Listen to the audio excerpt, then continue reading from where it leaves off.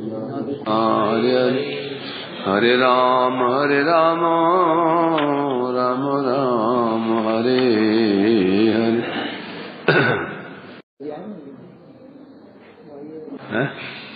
कोई मारी ना ना क्यों है?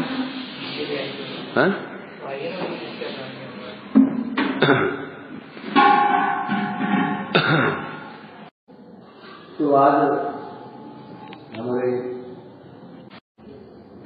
गुरुपाद के पार्षदों में से अन्यतम नित्य गुरुपाद अष्टोत्तर का श्री श्री गुरुनाथ महाराज जी का आविर्भाव अब ये शुरू हो चुका है। नवंबर में शुरू होता है, सीधा कहाँ तक? मार्च तक तिथियां पड़ती हैं। गर्मी में विश्राम में रहते हैं।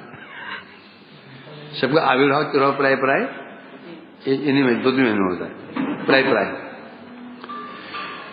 तो ये श्रील प्रभुपाद जी के अन्यतम पार्षद हैं। हम जो कई दिन श्रवण करे जा रहे हैं। श्रील प्रभुपाद जो साधारण तो थे नहीं, राधा रानी की किंकरी हैं।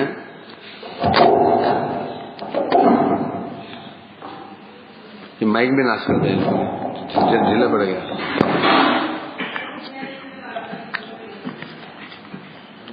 स्वयं श्रील प्रभुपाद भी राधा जी की मंजरी हैं, नयनमणि मंजरी। उनके जो परिकर हो भी सामान्य नहीं है, क्योंकि श्रवण करते हैं ना।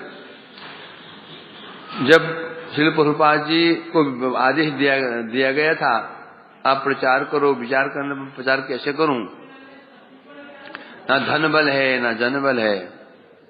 उस समय श्रील ठाकुर भक्ति विनोद जी और गौरचंद्र बाबू जी महाराज सबने उनको दर्शन दिया और कहा था, आप चेष्टा शुरू करो, आप प्रयास शुरू करो, और जितनी व्यवस्था हम सब करेंगे, धनबल भी प्राप्त होगा, जनबल प्राप्त होगा। वही हुआ।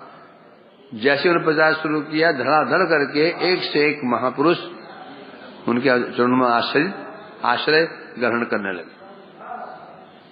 उनके माध्यम से प्रभुपाद जी ने जगत में विस्तार प्रचार किया। उनमें से एक हैं श्रील भक्ति ऋषि गोस्वामी महाराज। इनका आविर्भाव बांग्लादेश उसमें बारिशाल जिला के एक सुप्रसिद्ध शहर में हुआ। पिता का नाम गोपाल चंद्र देव और माता जी का नाम श्रीमती राजलक्ष्मी देवी, और गृह का नाम था, जो गृह नाम था इनका नामकरण किया गया था श्री शिव शंकर देव का टाइटल था। बाल्यकाल से जब महापुरुष हैं तो लक्षण भी होनहार वीरवान के होत चिकने पार। इसका मतलब क्या है?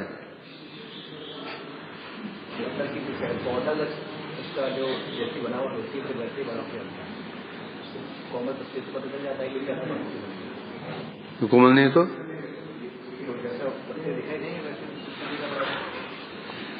क्योंकि होनहार जो बीज अच्छा होता है, जब पौधा अंकुर फूटता है तो पता चल जाता है ये पौधा कैसे होने वाला है। पत्ते यदि मरे पौधा कटने वाला नहीं है। तो महापुरुष के लक्षण जन्म से सहज, ये लक्षण आते नहीं है। एक लक्षण आगंतुक होते हैं, एक लक्षण सहज स्वाभाविक होते हैं। सहज कहते हैं सहज इति सहज। जो लक्षण जन्मजात लक्षण होते हैं वो स्वाभाविक लक्षण होते हैं, और दूसरे लक्षण होते हैं आगंतुक बाद में जन्म से। तो हमारे उत्पाद रहा होगा, बाद में भी साधन किया तो उनको लक्षण आएगा। 15 महापुरुष जितने महापुरुष हैं उनका जन्म से देखा जाता है, अद्भुत लक्षण होते हैं। बाल्यावस्था से देखा गया परम सत्यवादी, छोटे बचपन से ही। जबकि बचपन में बच्चे कैसे होते हैं? असत्यवादी, क्षण क्षण में झूठ बोलते हैं, क्षण क्षण में, है ना। इस परम सत्यवादी, अत्यंत बुद्धिमान और विशेष रूप से चरित्रवान है और परोपकारी छोटेपन से है। इसलिए कह रहे हैं इनके अंदर भगवान के नाम गुण भक्ति के प्रति सहजात रुचि छिलो, अर्थात इनका बच्चे के अंदर भगवान के नाम रूप गुण लीला जो कीर्तन है, इनके प्रति श्रवण कीर्तन में बड़ी सहजात जन्म से रुचि थी। छोटे बच्चे को नहीं जानते हैं, रुचि थी इनके अंदर है। और इनमें एक चीज देखी गई, असत्संग त्यागे सुदृढ़ संकल्प। छोटे बच्चे थे, अभी छोटे बच्चे हैं, छोटे बच्चे बचपन से ही असत्संग त्याग के प्रति बड़ा संकल्प था। बच्चे खेल रहे हैं, देखते ये बच्चा ये जो बच्चा जो है कुछ असत्संगी है, असत है, कुछ सदाचार रहित है, पूरा संग त्याग दिया करते थे बचपन से। और विशेष रूप बचपन से ही अकपट साधु संग के प्रति अनुरक्ति, छोटे बचपन से इनके अंदर एक क्या थे, अकपट साधु संग के प्रति अनुरक्ति। ये शब्द है ना, ये अकपट साधु संग, कपट साधु संग, अकपट साधु संग। कपट साधु संग क्या होता है? साधु संग, साधु के पास जा रहे हैं, प्रेम होता है ना कि महाराज जी हमको, वो महाराज जी अच्छे हैं जी, क्योंकि हमारे लिए वो रसगुल्ला छिपा के रखते हैं, मिठाई भी रख के रखते हैं, कभी ये दे देते हैं कि वो दे देते हैं। बच्चे जाते क्यों में? बच्चे साधु को जाते क्यों में? मोस्टली ये जाते हैं ना कि टॉफी दे दिया, कभी ये दे दिया, वो दे दिया। नहीं, प्राय जो बच्चे साधु के पास जाते हैं इसलिए, और जो साधु नहीं देता है तो जाएंगे नहीं। ये स्वाभाविक, बच्चों स्वाभाविक है कि उनकी ये वो निवृत्ति होती है। इनका ऐसा नहीं, परंतु ये नहीं कि साधु को देंगे, कुछ देंगे, टॉफी दे देंगे, ये दे देंगे, कोई नहीं।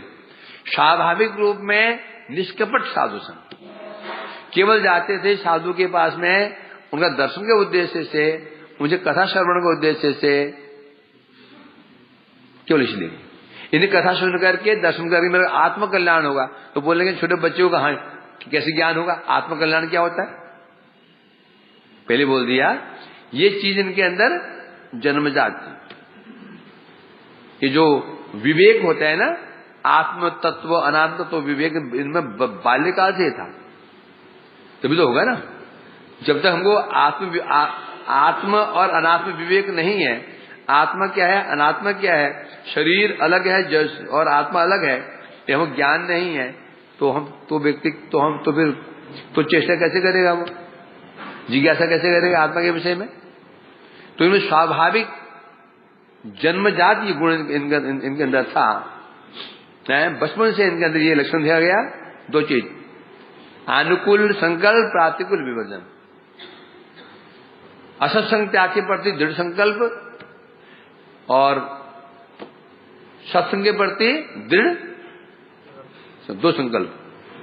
एक असत्संग को त्याग, दूसरा सत्संग को ग्रहण करना। बहुत बाल्यवस्था देखा गया। प्रारंभ में इनको गांव के एक सरकारी स्कूल में भर्ती कराया गया है। उसके पश्चात मैट्रिक पास किया इन्होंने, प्रथम श्रेणी में पास किया। और उस समय भारत में राज्य था अंग्रेजों का। तो जन्म के कब का हुआ है? ख्रीष्टाब्द 1906। और उस समय आंदोलन चरम जो आंदोलन था, स्वतंत्र संग्राम आंदोलन चरम पर था। उस समय महात्मा गांधी आदि आंदोलन कर रहे थे। ये भी आंदोलन में मैट्रिक पार किया तो 12-15 साल हो जाते, उम्र हो जाती है। ये भी आंदोलन में थे हैं। और इनकी एक विशेषता ये थी, इनके अंदर संगठन शक्ति थी। संगठन शक्ति से कहते हैं कोई व्यक्ति, कोई बच्चे ऐसे होते हैं ना, वो उनकी बात हर कोई मानता है, एक दल बना लेता अपना। ये स्कूल में थे, वहां पर भी ऐसा ही है। तो इनके बड़ा इनके अंदर एक शक्ति, इनके अंदर ये गुण था। और विशेष रूप से बता रहे हैं यहाँ पर, क्योंकि अभी स्कूल कॉलेज पढ़ते थे, हैं, देशभक्ति थी उसमें, चारों तरफ स्कूलों में यही चर्चा होती थी, चौराहों में चर्चा होती थी, अंग्रेज उसको मार रहे हैं, इसको मार रहे हैं, ये कर दिया, वो कर दिया, चर्चाएं होती रहती थी। उस समय हाहाकार मचा होता। अंग्रेजों ने अंतम बहुत अत्याचार किया उन्होंने। तो चारों तरफ वही आंदोलन हो रहे हैं, कहीं दंगे फसाद हो रहे हैं, कहीं पर रैलियां निकल रही हैं। तो ये भी बच्चे थे, ये भी उसमें कूद पड़े बचपन से ही। ये बता रहे हैं यहाँ पर होने पर भी, यद्यपि देशभक्ति में कार्य कर रहे थे, होने पर भी जो उनके अपना जो स्वरूप इनका गुण था, वो गुण क्या था? ईश्वर अनुसंधान, भगवान के विषय में जानने की इच्छा प्रबल रहती थी। हम जहां रहते हैं ना, तो बाह्य रूप में वहां का प्रभाव पड़ जाता है हमको। चारों तरफ देशभक्ति की बात चल रही थी इसमें, तो ये गुण भी, इसमें भी ये भी चेष्टा कर रहे थे, रैलियों में भाग लेते आ जाए। तो होने पर भी भगवान के प्रति जो अनुरक्ति थी वो अलग थी। सब करते हुए भी भगवान के विषय में जानने की प्रबल लालसा होती थी। बचपन से ही यदि कोई साधु सन्यासी मिल जाते, सुनते भाई वहां साधु सन्यासी आए हैं, वहीं पहुंच जाते और वहां पहुंचकर बड़ी श्रद्धा से उनका संग करते, कथा सुनते हैं। उसी समय जब ये एक दिन इन्होंने श्रवण किया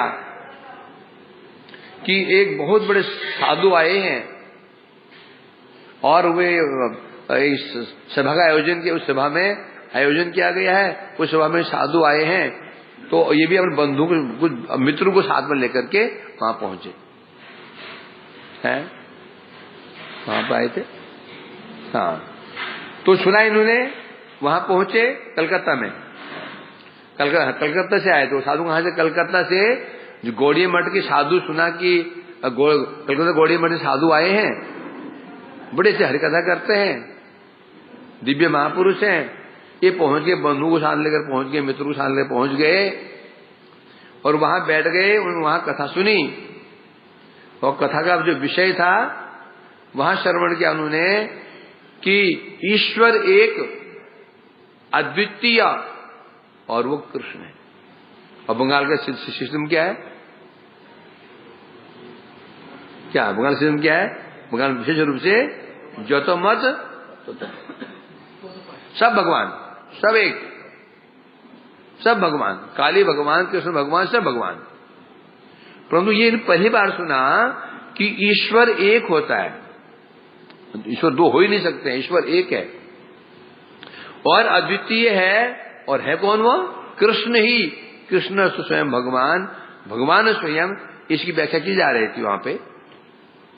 ईश्वर परम के सच्चिदानंद विग्रह, भगवान स्वयं, कृष्ण स्वयं भगवान है। कैसे हैं? उनका स्वरूप क्या है? अनादि आदि है, सर्व कारण कारण है। ये श्रवण किया, ये भी श्रवण किया। कृष्ण भूली से जीव अनादि बहिर्मुख, जीव भगवान को भूल करके अनादिकाल संसार में फंसा हुआ है।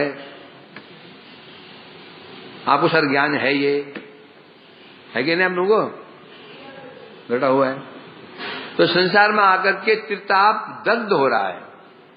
आदि दैविक, आदि भौतिक, आध्यात्मिक, तीन तापों से जल रहा है जीव। तो भी संसार से विरक्ति नहीं हो रही है उसको। मुझे पता ही नहीं चल रहा कि मैं जल रहा हूं। हम ही तो हैं, हम ही तो है ना, हम नहीं है। हम जल नहीं रहे, हम जल नहीं रहे।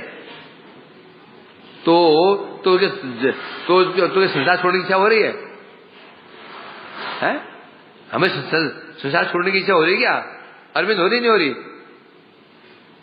हो रही इच्छा?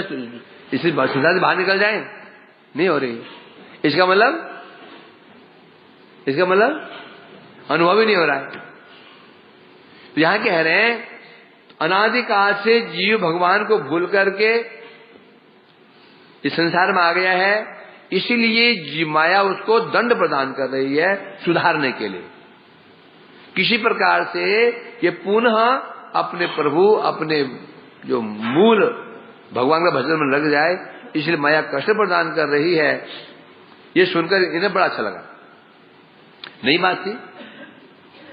बंगाल के हम बोले ईश्वर एक है, एक ही भगवान है, द्वितीय नास्ति, भगवान एक है, दो नहीं हो सकते हैं। ये उनको नई बात लगी। और जो माया के विषय में बड़ा अच्छा लगा इनको है। इन्हें इतने मतलब कि प्रभावित हुए, वो तो चले गए। फिर इन्होंने स्वयं एक सभा का आयोजन किया, एक सभा का स्वयं आयोजन किया। पहले बताया इनके अंदर एक शक्ति थी। क्या शक्ति थी? संगठन शक्ति। लोग इनकी बातें मानते थे, इनके पीछे चलते थे। आसान नहीं है ये कि ऐसी शक्ति होती है, 10 लोग पीछे जुड़ जाते हैं। तो उन्होंने एक सभा का आयोजन किया। उस सभा में फिर उन्हीं महापुरुष को बुलाया। कौन थे? भक्ति विवेक भारती है ना, उनको बुलाया, हमको आह्वान किया, अनुरोध किया। फिर वहां पर कथाएं हुई है ना। जब कथा सुनी उनसे बहुत ही प्रभावित हुई। और वहां पर जो उन्होंने जो विषय रखा था, गीता का प्रथम श्लोक, धर्म क्षेत्रे गुरु क्षेत्रे समवितायु सबह मामक संजय। इसके ऊपर 1.5 घंटा उन्होंने कथा की, एक श्लोक के 1.5 घंटा कथा की। और ऐसी व्याख्याएं की, क्योंकि पहले सुन लिया ना, ये शुरू से ही बचपन से ही साधु संग किया करते थे। और जो व्याख्या आज सुन रहे थे, नई व्याख्या सुन रहे थे, अद्भुत व्याख्या सुन रहे थे, इनके हृदय को छू गई व्याख्या। और जब कथा पूरी हुई है तो ये पहुंच गए, महाराज जी पहुंच गए, बोलते हैं मैं भी आपके साथ चलूंगा। बड़ी अनुय विनय करने लगे और बड़े प्रसन्न हुए। मैं कि पढ़ रहा था, आज मैं किसमें पढ़ रहा था, तो उन्होंने इनकी परीक्षा लेने के लिए इनसे कहा जाओ मुंडन करा के आ जाओ। उसमें किसमें लिखा है, मैं पढ़ा इसको, इसने ही उसमें में। तो इनके केस बड़े सुंदर केस थे, बड़े सुंदर केस। तो नहीं बोला भैया केस क्यों कटवा रहे लोग, बड़े केस के लिए चेष्टा करते हैं। नहीं भी कह रहे नहीं केस काटो, केस मुंडवा दिया। देखें कि ये ऐसे बोल रहा है कि वास्तव में इसमें इच्छा भी है कि ऐसे ही बस। तो जब उन्होंने ऐसे किया तो उनको लेकर के वो मायापुर चले आए और वहां जाकर उन्होंने प्रभुपाद जी के दर्शन किए। और महाराज ने में कहा ये बच्चा ऐसा है, ये बड़ा इसकी बड़ी रुचि इन चीजों में है। और पूरी बात बताई। प्रभुपाद जी बड़े प्रभावित हुए। वो तो सोच ही रहे थे कि ऐसे कोई लोग मिल जाए, बुढ़े ना मिले, जवानी मिले, कि गौड़िये में तो इस्कॉन ही है जब बुद्धू का भाव है। और संप्रदाय में होगा ना सब साधु बूढ़े में, एक दो कोई जवान मिल होंगे, लेकिन देखना तुम है ना। ये प्रभुपाद जी की विशेषता है, इस्कॉन गौड़िये मठ में ही सब जवान है, बूढ़ा है कोई है? आधे बूढ़े हैं, मैं भी आधे बूढ़ा हो गया। तो आप तो बूढ़े हो गए। आए कब से हैं? जब से आए तब जवान थे बाबा जी महाराज। हाँ बहुत पुराने हैं, मुझसे पुराने हैं वो, मुझसे पहले हैं। बठो बाद में आए, मुझे सीन जा रहा हूँ, बहुत सीन है मुझसे ऐसे रूप में। समझिए पांडे जी बहुत पुराने हैं। जब मैं मठ आया तो मुझसे बहुत पहले से बात है। उसमें तो मिलिट्री में थे, आते थे, छुट्टी लेकर आते थे, ये भी और वो भी। हाँ, कि मैं क्या बोल रहा था, कहाँ पहुंचे हम लोग? हाँ, तो उनको प्रभुपाद जी वो लेके चले गए, प्रभुपाद जी दर्शन किया, बड़े प्रभावित हुए प्रभुपाद जी। और 1924 ख्रीष्टाब्द के दिन मार्च के महीने में महाप्रभु का जो आविर्भाव तिथि दोल पूर्णिमा या गौर पूर्णिमा के दिन फिर प्रभुपाद जी ने उनको हरिनाम दे दिया और साथ ही साथ 5 रात्रि कृष्ण मंत्र दीक्षा प्रदान कर दी, दोनों साथ। पहले ऐसे होता नहीं था, पहले ऐसे नहीं होता था, तो हरिनाम मिलता था, फिर कभी जाकर के दीक्षा होती थी, हैं? अब साथ नहीं जाता सस्ता। मेरे को मिला हरिनाम मिला, उसका 9 महीने बाद दीक्षा में, 9 दीक्षा केवल महामंत्र, माला भी नाम मिला था पहले ऐसे होता था। फिर लाल घोड़े मिलते थे कभी जाकर के आगे। तो इसलिए कह रहे हैं यहाँ पर उनको दीक्षा दे दी और उनका जो नाम था, घर का नाम था शंकर दे नाम था, उनका पारमार्थिक नाम रख दिया क्या? सिद्ध स्वरूप ब्रह्मचारी। सिद्ध स्वरूप नाम भी देखो, सिद्ध स्वरूप ब्रह्मचारी, मतलब जो स्वभाव तो वही निकल गया मुख से, गण तो प्रभुपाद जी के है ना, सिद्ध स्वरूप, जिनका स्वरूप ही सिद्ध है। और जितने प्रभुपाद जी गण है ना, सबका सिद्ध स्वरूप ही है। किसके देखो जीवन देखो, उज्ज्वल जीवन, प्रारंभ से देखा जाता है सबका जो उज्ज्वल जीवन, अद्भुत एक आदर्श जीवन, सबका दिखा। जितने भी प्रभुपाद गण हुए हैं देखो, पता चल जाता है ये सिद्ध होता है ना। एक साधक होता है, एक साधन सिद्ध होता है, एक नित्य सिद्ध होता है, गुरु दो प्रकार के होते हैं। एक साधन सिद्ध, एक नित्य सिद्ध। कैसे पहचानेंगे? लक्षण से। जो निश्चित को परिकर भगवान के गुरु बनकर के आता है, उसके जीवन में, उसका जीवन कैसे होता है? निष्कलंक चंद्र के समान। चंद्र में कभी कलंक होता है, कोई जीवन कभी कोई कलंक नहीं देखा जाता किसी विषय में, आचरण में, व्यवहार में कहीं नहीं देखा जाता। आदर्श उज्ज्वल चरित्र होता है। परम गुरुदेव ले लो, शिव भक्ति माधव, सबको ले लो, देखो तो जो इससे पता चल जाता है ये जो महापुरुष है ना, ये कोई सामान्य कोई बद्ध जीव नहीं है, ये भगवान के परिकर हैं, वही जगत में आते हैं हमारा कल्याण करने के लिए, और लक्षण में पता चल जाता है उज्ज्वल जीवन चरित्र है। तो नाम रख दिया श्री सिद्ध स्वरूप ब्रह्मचारी। अब ये तो चले आए, घर में खलबली मच गई, कहाँ गया खोजा खोजी करते, पता चला कि यहाँ कुछ साधु आए थे कलकत्ता में, उन्होंने हरिकथा की थी और शंकर ने उनको सभा का आयोजन भी किया था, समझ के वहीं पता लगाया कहाँ से आए थे, वो जो मायापुर से आए थे, पहुंच गए, पिताजी पहुंच गए कुछ लोगों लेकर के, होता ही है। और उस समय ये थे, और उसमें ये थे नाबालिग थे, कितने पढ़ते थे तो 14 मन का कैसे पढ़ते ना, तो 14 मन साल आप कुछ नहीं कर सकते है ना, नाबालिग है तो लेकर के, और वहां जाकर के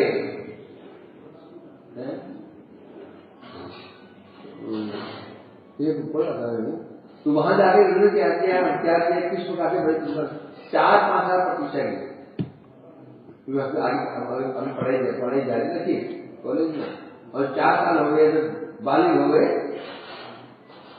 घर वालों को बता करके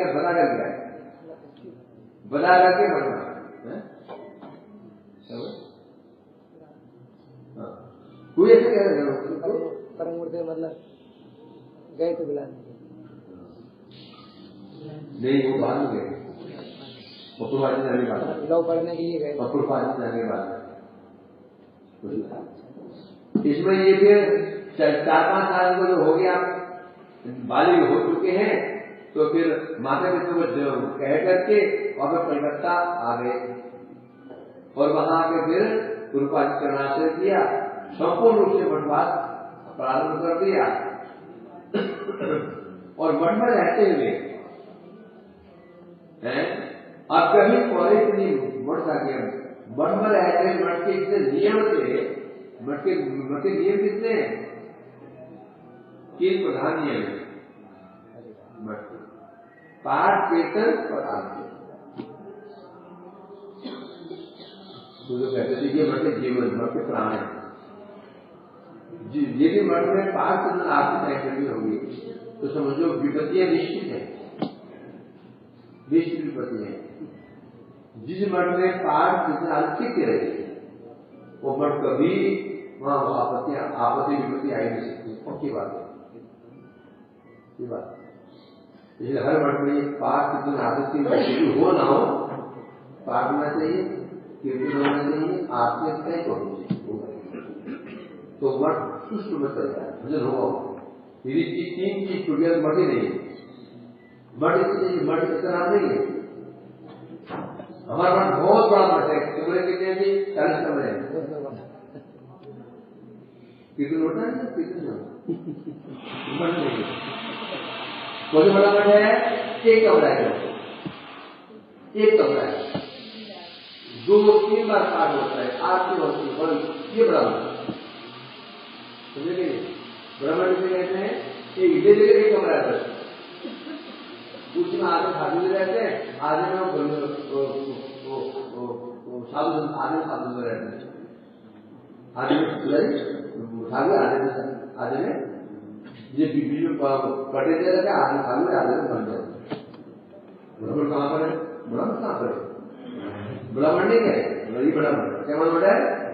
यहाँ पर जितने अच्छे हरिकथा होगी, जितने से कीर्तन होंगे, मठ होना पड़ा। ये तो मत छोड़िए, भवन क्या बोलेंगे? तो इसलिए मठ में नियम थे, सारे नियम पालन करते थे, सेवा करते थे, परिश्रम करते थे, निष्ठा पर गुरु सेवा, वैष्णव सेवा करते करते थे, साथ साथ में वेद आदि शास्त्र का अध्ययन करते थे। वेद गीता भागवत को अध्ययन करते थे, और विशेष रूप से पढ़े लिखे तो नहीं, यूनिवर्सिटी थी, पढ़े लिखे थे, 10 साल के थे। तो पूर्ववादी क्या करते थे, जब उनके जो प्रचार करने जाते थे, उनके मठ के ब्रह्मचारी सन्यासी, उनके साथ भेजते, जाओ तुम्हें प्रचार मिला, भेज जाएगा। और ये कहते थे निर्भीक होकर, निर्भीक होकर ये गुजरात हो जाएगा, वो क्या बोले, सत्य सत्य के निर्भीक होता है। और उनके इस आचार विचार को देख करके जी बड़े प्रसन्न हो करके उन्हें आशीर्वाद दिया करते थे। और श्री स्वामी भक्ति प्रज्ञ तीर्थ महाराज और भक्ति जो बड़े शास्त्री आते विचार में, उनके साथ बंगाल में जगह भेजते थे, प्रचार करने के लिए साथ भेजते थे, और कभी कभी इसको भी कथा करने का अवसर मिल जाता है। तो ये प्रचार कर रहे थे, और प्रचार कर रहे थे बंगाल, जहां पर जो गढ़ किसका है, राम परमहंस का गढ़ है बंगाल। बंगाल में सब कह रहे परमहंस जो रामचंद्र गुरु का भी उत्तम मत बोलो, यदि वहां रहना हो विवेकानंद जी के गुरु कभी मत बोलो, बोलोगे तो फाड़ खड़ी हो जाएगी। एक मंगे घुस जाएगी ना, वो उन्हें कुछ बोल दिया था, कुछ बोल दिया उन्होंने जीवन विषय में, अमूक दिला क्या हाल हो, उनको 1 महीना ईश्वर की कथा बोलते, जब बोलो होगी। तो ये वहां का सिद्धांत क्या है, क्या मत है, मत क्या है, जो तो मत जितने मत है उतने मत, वहां का सिद्धांत। परंतु उन्होंने वहां पर एक खंडन कर दिया, बताया क्या मत भी एक, पद भी एक।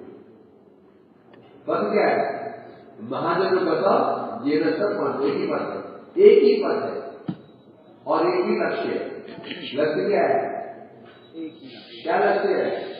शुद्ध भक्ति। सवई पुंसाम कह दिया जाए, पुंसाम कहने सबका हो गया, बंगालियों का नहीं। सवई पुंसाम प्राणी मात्र का एक ही लक्ष्य है, और वो लक्ष्य क्या है? अधोक्ष भगवान की भक्ति लक्ष्य भी है और पथ भी एक ही है। पथ क्या है? साधन भक्ति। इसलिए सुनते ही और वहां जो मत पथ का खंडन कर दे। गीता एकदम स्पष्ट लिखा है? वो एग्जाम्पल दे देते हैं, कहीं से भी चिट्ठी भेजो एक ही जगह पहुंच जाती है। चिट्ठी कहीं भेजो, वही जब अभी हम यहाँ रहते हैं, कोई चिट्ठी भेजे बंगाल से कहाँ पहुंचेगी? यहीं पहुंचेगी। कोई दिल्ली भेजे यहीं पहुंचेगी, बॉम्बे से यही पहुंचेगी। पर क्या एग्जाम्पल दे देंगे? कोई एग्जाम्पल है? सामान्य एग्जाम्पल है। अरे एड्रेस तो एक होना चाहिए ना। यदि एड्रेस ही एक नहीं तो कैसे चिट्ठी इधर कैसे पहुंच जाएगी?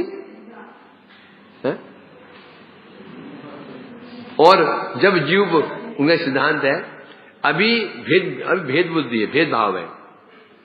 जब वो साधु ऊपर उड़ जाता है तो समान हो जाता है। क्या समान हो जाता है? एकदम जैसे कोई एरोप्लेन से ऊपर जाओ, आप प्लेन से ऊपर चले जाते हैं, सब नीचे क्या लगता है? सब समान। बैगन का पेड़ और ताल का पेड़ समान दिखता है ना।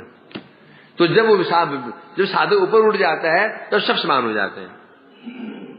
अभी ये ठीक है क्या है? अरे तुम्हें लग रहा है समान कहाँ है? ताल का पेड़ है, बैगन का पेड़ है। ऐसे कोई मतलब कि ऐसी युक्ति है, ना सिर है ना पैर है, ये स्थिति है। और लोग उसको मान लेते। हाँ, क्या बढ़िया एग्जाम्पल दिया। हाँ, मैं भी ऊपर गया, देखा मैंने, मैं दिखा था बड़ी बिल्डिंग और छोटा एक मंजिला घर और 10 मंजिला घर एक। हाँ, महात्मा ठीक कह रहे, ऐसे है। अब ये खंडन क्या है? संभव नहीं। बोला क्यों? ऐसा नहीं है। यान्ति देव व्रता देवान पितृ जानती पितृव्रता। कहीं भी किसका भजन करो एक ही जगह पहुंचा, नहीं होगा ऐसा। इस पर कह दिया, देवताओं को यजन करने वाला देवताओं को प्राप्त होता है, भूतों मानने वाला भूत प्राणी प्राप्त होता है, और पितृ पूजक पितृ को प्राप्त करते हैं। मुझे तो केवल कौन प्राप्त करेगा? जो मेरी सेवा करते हैं। स्पष्ट है। अब ये सुनते ही वो गढ़ था वो बंगालियों का, और वहां तो उनके प्राणकों ने परमहंस जी, और घोर विरोध हो गया है। तो घोर विरोध हुआ। अब वहां से खबर भेजी प्रभुपाद जी को, आपने इसको भेज दिया, ब्रह्मचारी को भेज दिया, सिद्ध स्वरूप को। इन्हें सारा किए धरे पर पानी फेर दिया। अब लोग सुनने को राजी नहीं, बस अब जाइए। कोई सुनने को राजी नहीं। यदि श्रोता ही भड़क जाए तो भक्त क्या करेगा? अच्छा भला हम प्रचार कर रहे थे, इसने सब चौपट कर दिया, लोग इतने बिगड़ गए हैं, कुछ सुनना ही नहीं चाहते। प्रभुपाद जी ने क्या बोला वहां से? प्रभुपाद जी चिट्ठी लिखी, सिद्ध स्वरूप ने आज 1 लाख रुपए प्रचार कर दिया। 1 लाख रुपए प्रचार कर दिया। 1 लाख प्रचार कर दिया। क्योंकि ऐसे बता रहे हैं यहां पर, क्योंकि ऐसे जो विरुद्ध जहां समालोचना होती है वहीं पर ही शुद्ध धर्म प्रकाशित होता है। जहां पर विचार होता है भक्ति धर्म कहां प्रकाशित होता है? जहां पर विरुद्ध मत चल रहे हो, जब वहां पर शुद्ध असली बात बोली जाएगी तो क्या हो जाएगा? स्वाभाविक रूप में खलबली मचेगी और वहीं प्रकाशित होगा धर्म। दीप की शोभा कहां होती है? भर मैदान में क्या कहां होती है? दीप की शोभा कहां होती है? वही तो दीप प्रकाशित होगा। जो भजन कर ही रहे हैं तो वहां क्या प्रचार करोगे? जहां चारों ओर विरुद्ध लोग हैं वहां जाकर वैष्णव सिद्धांत बोलो, वही तो प्रकाशित होगा। और जहां पर भक्ति सिद्धांत बोले जाएंगे तो विरुद्ध मतवादी हैं उन्हें तो कष्ट होगा ही। इसलिए इसने आज प्रचार कर दिया। अब क्योंकि उसमें उन्होंने क्या कर दिया था, जो है ना न्यूज़पेपर उसमें दे दिया था, गौड़ी मठ को ऐसा कहते हैं, ऐसा कहते हैं, ऐसा कहते हैं। गुरुपाद बोला आज हम गौड़ी मठ को जान गए हैं, गौड़ी मठ को जान गए हैं, गौड़ी मठ में कुछ है। ये प्रचार गौड़ी मठ है। इस प्रकार बोले चिंता मत करो, बहुत अच्छा हुआ। इस प्रकार से उनकी को देखकर के ऐसे निर्मित को देखकर गुरुपाद को वो 3 उपाधियां प्रदान की थी। एक उपदेशक, एक महोपदेशक, एक विद्यावागीश की उपाधियां प्रदान की थी। और फिर उनका आशीर्वाद, उनको एक आशीर्वाद उनको दिया था। एक समय ये कहीं वही बांग्लादेश में की गांव में कथा कर रहे थे और विशेष सनातन धर्म के ऊपर बोल रहे थे। उनके इन कथाओं को आकर्षित होकर के एक मुसलमान युवक भी वैष्णव बन गए, प्रभावित हुआ। स्पेशली यहाँ के मुसलमान ना कुछ कट्टर कम है, उत्तर भारत के, वहां के मुसलमान बड़े कट्टर होते हैं उस तरफ के। तो वो इतना आकर्षित हो गया और वहां पर कथा कर रहे थे, सत्यम बुरियात, प्रेम बुरियात, मां बुरियात, सत्यम अप्रिय। जगत की रीति है। जगत क्या रीति है? सत्य यदि प्रिय हो तो बोलो, सत्य अप्रिय है तो मत बोलो। सत्य प्रिय है, सबको अच्छा लगे बोलो। सत्य यदि सबको अच्छा ना लगे तो मत बोलो उसको। हम ये तो करते हैं ना, हम मान लो ये हम पता ये बात सत्य है, देखते हैं यहाँ लोग कैसे बैठे हैं, हम वैसे बोलते हैं थाली है, थाली के बगैर थाली जहां हम लुढ़क जाते हैं। परंतु सिद्धांत क्या बोलता है? नहीं, सत्य प्रिय हो अप्रिय हो। प्रिय हो तो सोने में सुहागा है, सत्य अप्रिय भी हो तो बोलो, और सत्य प्रिय होगा नहीं। असल बात में सत्य प्रिय होगा ही नहीं। सत्य प्रिय कोई 1-2% लोगों को प्रिय होता है। यही पर अभी वर्तमान में मैं मठ में बैठा हूं, मैं सत्य बातें बोलना शुरू करूं ना, सत्य बातें, शास्त्र की बातें, तो आधे भाग जाएंगे, अभी टिकेंगे नहीं। सत्य बातें बोलना शुरू कर देंगे तो, कि सत्य एक कहावत है, सत्य क्या होता है? कड़वा होता है। सच कड़वा होता है, परंतु कड़वा किसके लिए होता है? मिश्री मीठी होती है, कड़वी किसके लिए होती है? रोगी के लिए। सत्य कड़वा नहीं होता, सत्य तो मीठा है, कड़वा। तो कड़वा किसके लिए होता है? वो जो जगत, ये जगत क्या है? ये जड़ जगत है, मायाबद्ध जीवों का धाम है। क्या है? यहाँ को निवास करते हैं, मायाबद्ध जीव रहते हैं, अधिक संख्या उनकी है, इसलिए सत्य क्या होगा? कड़वा। परंतु जगत में बोलते सत्य तभी बोलो, प्रिय हो, ना हो तो चुप हो जाओ। परंतु ऐसा नहीं, इन्होंने ये कैसे है? सत्य बुरा लगे अच्छा लगे। प्रभुपाद ने कहा ना, यदि हम इस भय से सत्य ना बोले, अरे सत्यवाद बोलूंगा तो ये लोग मेरे शिष्य कम हो जाएंगे, लोग आना बंद कर देंगे, पिछे ये चंदा देना बंद कर देंगे, मठ कैसे चलेगा?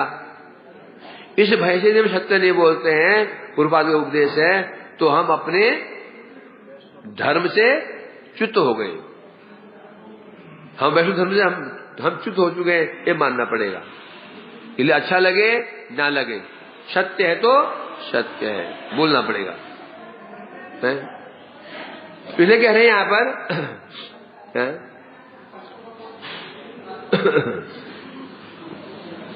इनकी क्या विशेषता थी बता रहे हैं यहां पर। श्रेय कथा बोले और प्रिय कथा बोले पसंद करें। जगत में क्या होता है, लोग श्रेय, 2 शब्द हैं, श्रेय और प्रिय। श्रेय किसे कहते हैं? आत्म कल्याण संबंधी वस्तु को श्रेय कहते हैं। अप्रिय जागतिक सुख संपत्ति को प्रिय कहते हैं। बता दें जगत में होता क्या है, जगत के लोग श्रेय नहीं सुनना चाहते हैं। क्या सुनना चाहते? प्रिय सुनना चाहते हैं। अभी हम आजकल हम जो प्रचार करने जाते हैं, हमारे भी बोलना नहीं चाहिए, हम भी ऐसे हो गए। आज हम भी ऐसे हो गए हैं, हम भी शरीर कम प्रेम होना शुरू कर देते हैं, क्योंकि उन लोगों को मन रखने के लिए। अलग बात है, वो भी कई बार बोलना उचित भी है, क्योंकि लोगों को धीरे धीरे खींचना पड़ेगा, झट तो आएंगे नहीं है। फिर महाराज जी हम देवी पूजा करते हैं, क्या बोलोगे? क्या बोलोगे? अरे कृष्ण भजन करो, बोल दोगे। अब ठीक है, कर लो, कोई बात नहीं, बोलना पड़ता है, हम ये करते हैं, कर लो, बोलना पड़ता है ना। ठीक भी है, गलत भी है। मेरा उद्देश्य है कि केवल मेरी संख्या बढ़े, शिशु की संख्या बढ़ती रहे तो गलत है। ठीक कब है? धीरे धीरे मैं इनको भक्ति में लगा दूंगा, धीरे धीरे, ठीक है। तो इसलिए कह रहे हैं यहां पर, जगत में लोग प्राय श्रेय कथा, जगत में आप भागवत में देखो ना, निश्रेयसाय श्रेय बोला ना, श्रेय मतलब आत्मकल्याण संबंधी, तो जगत में लोग सुनना पसंद नहीं करते हैं। इस प्रकार से बता रहे हैं, ये निर्भीक वक्ता थे, प्रचार करते थे। और जब 1937 ईस्वी में श्रील प्रभुपाद जी सुधाम गमन कर गए, उस मठ में तो काफी कुछ हुआ, आपस में मनोमालिन्य मतभेद होना शुरू हो गया, किसी कारण से, प्रभु इच्छा कहो कुछ भी कहो, हो गया। तो फिर ये कई लोग बाहर निकल चुके थे, उनमें ये भी बाहर निकल गए थे, चैतन्य मठ छोड़ दिया था उन्होंने। क्या उज्जवल होता है, इसका तालमेल कैसे बिठाएंगे? मत बिठाओ। प्रभु सब क्यों बोला? यदि एक रहते प्रचार कैसे हो जाता? आज यहाँ पर आईजीबीटी अलग, गुरुदेव के समय में बसें कितनी होती थी? 11 तुम्हारी 11 होती। उनकी विनाम कर रही भाई, तो गुरुदेव प्रभाव बाइक में देती, उनके ना रहने पर 22 बजे, और गाड़ी कितनी चल रही है? हेलो, प्रचार हो रहा है, होड़ में लाभ क्या होगा? लाभ जी को लाभ प्रचार होड़ में करते हैं, परंतु लाभ क्या होगा? लाभ जी को हो गए, जो बिल्कुल लाभ क्या होगा? नहीं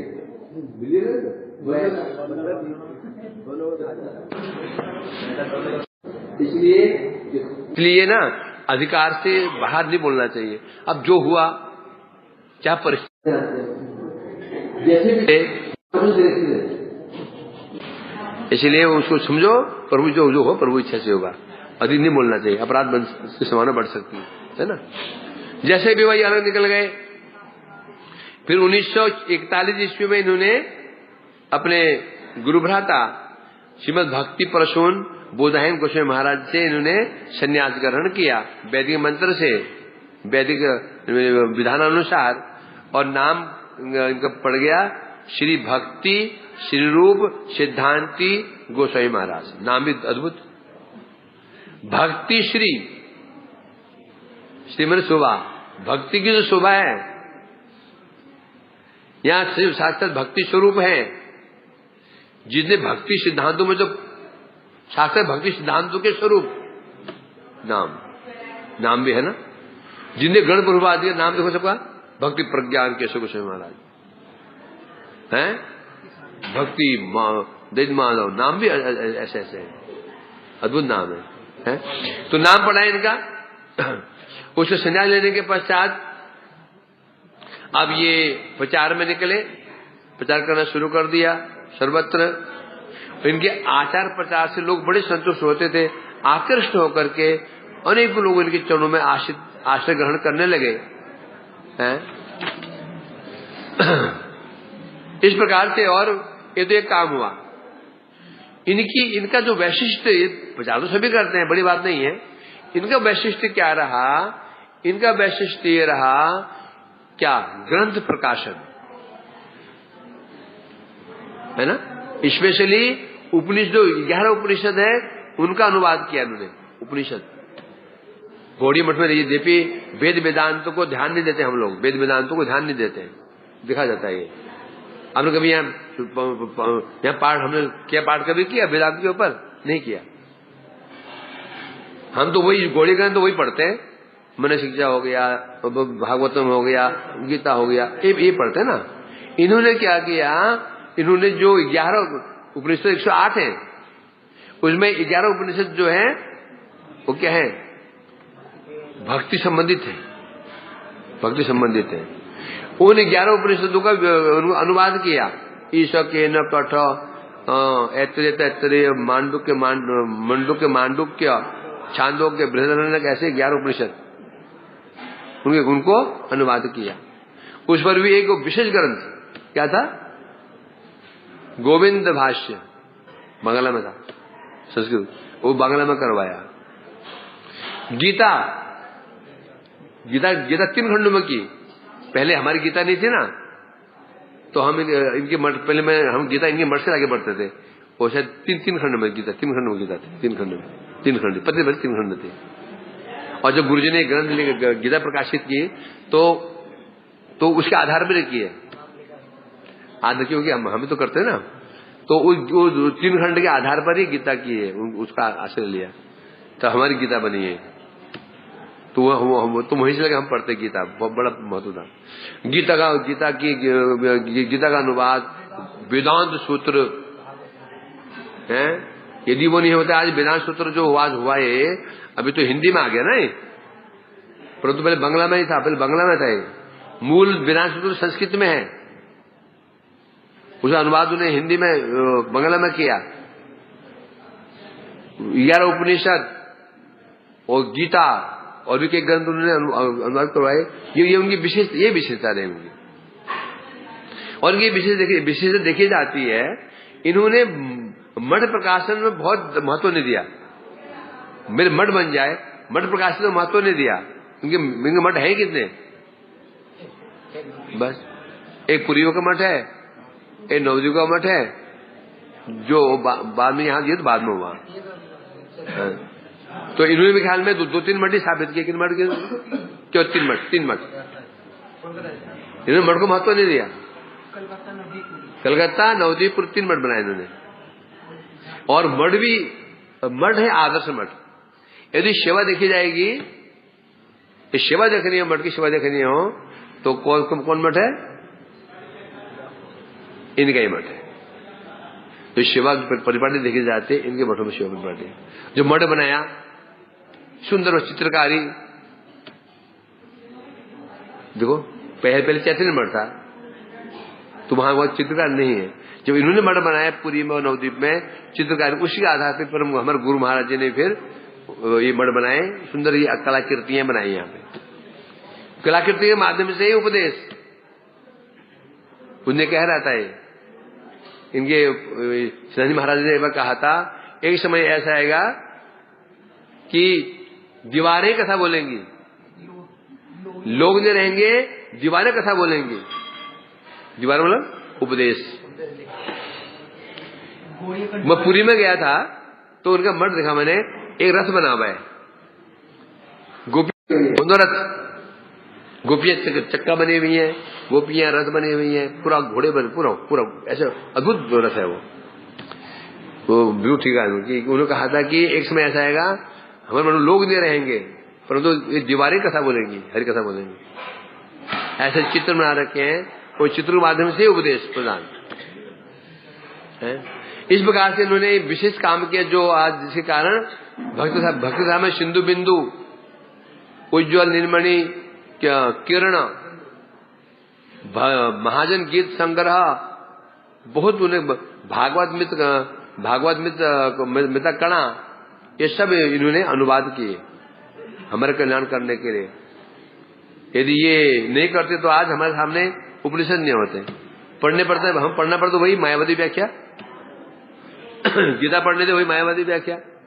अब बाद जब हम आए थे उसमें या तो गीता प्रेस गोरखपुरी पढ़ो गीता, और उपाय नहीं था, कोई पढ़ते थे। कहां से गीता कहां छपी है? गीता प्रेस गोरखपुर, मायावाद व्याख्या। इन्हों जो हम मठ में आए थे, ये इनकी गीता पढ़ा करते थे। इस प्रकार से मुझे पूरे प्रचार किया, गरुड़ शासन किए और इनके उपदेश भी बड़ा अच्छे उपदेश प्रदान कर रखे हैं।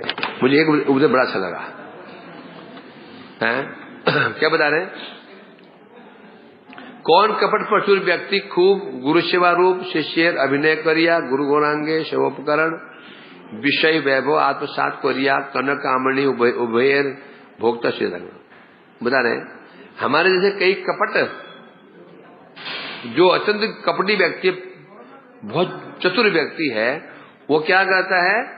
गुरु सेवा का अभिनय करता है, गुरु शिष्य का अभिनय करता है, सेवा का अभिनय करता है, गुरु सेवा कर रहा है।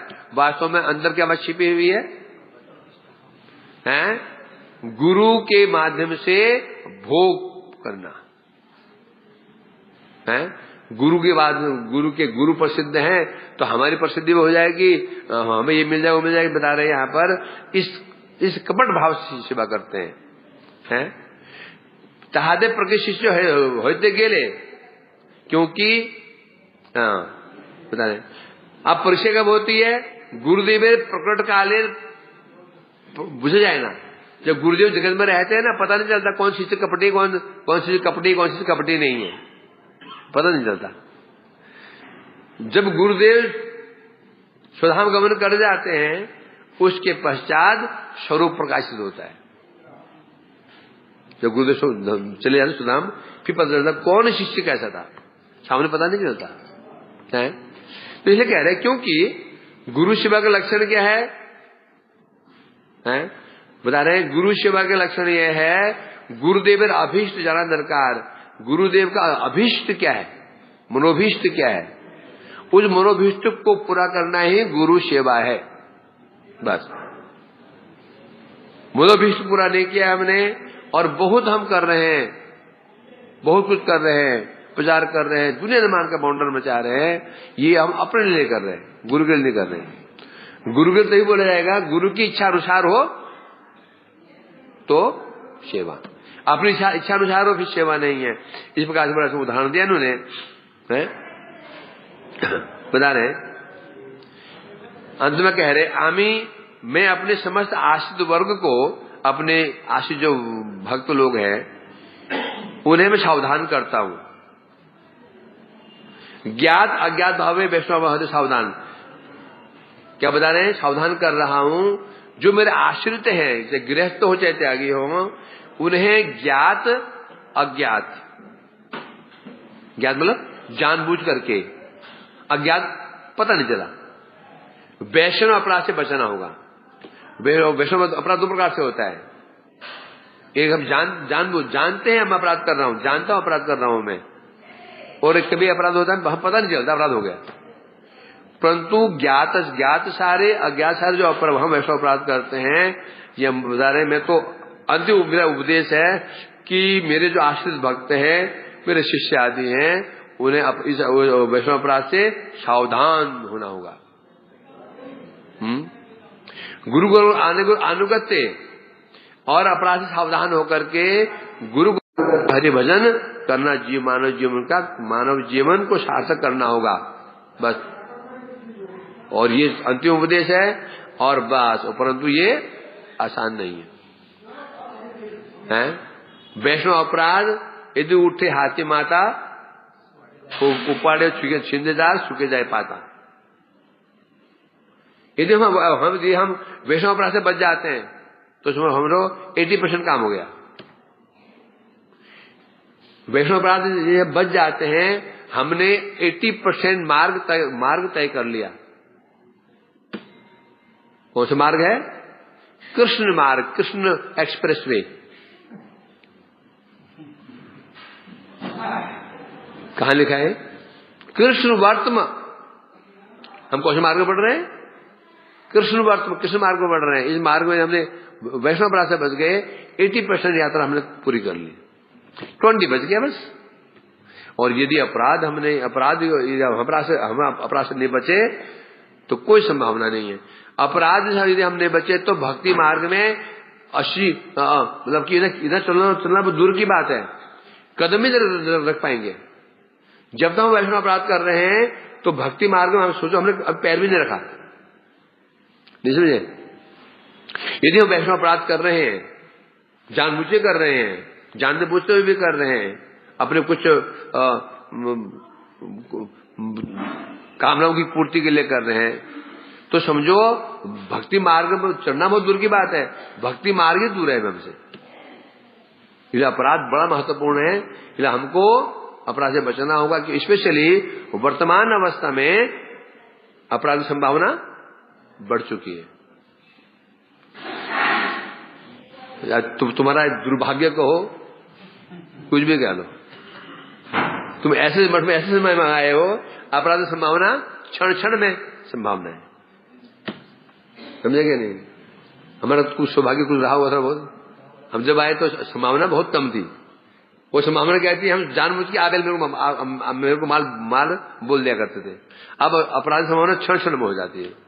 इसलिए अभी तुमको सावधान रहना होगा, वैष्णव अपराध से बचना होगा। यदि नहीं बचे तो फिर कभी भक्ति में आगे बढ़ना बहुत दूर की बात है, वैष्णव नरक गमन और हो जाएगा। सावधान, बिल्कुल अपराध से बचना होगा। इस प्रकार से मैंने कई उपदेश प्रदान कर रखे हैं, अच्छे उपदेश प्रदान कर रखे हैं। तो आज हम इनसे प्रार्थना करते हैं जो उन्होंने उपदेश प्रदान किए हैं, जिसे आचरण किया है, हमें शक्ति प्रदान करें कुछ, जिसके कारण हम भी कुछ लोग हम पालन कर पाए और भक्ति मार्ग में निष्कपट भाव से आगे बढ़ सके। हमें आरती कर लेते हैं क्या? आज का फोड़ा क्या है? हाँ, इनका एक ये कोई क्लिप आई है।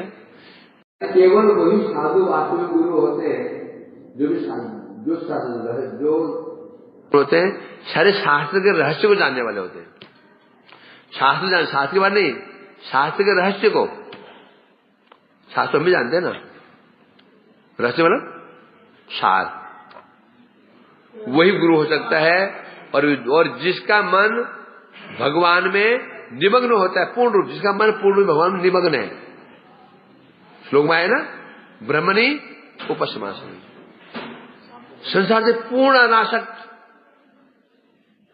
परंतु पूर्ण रूप भगवान में आसक्त। ये साधु का लक्षण है।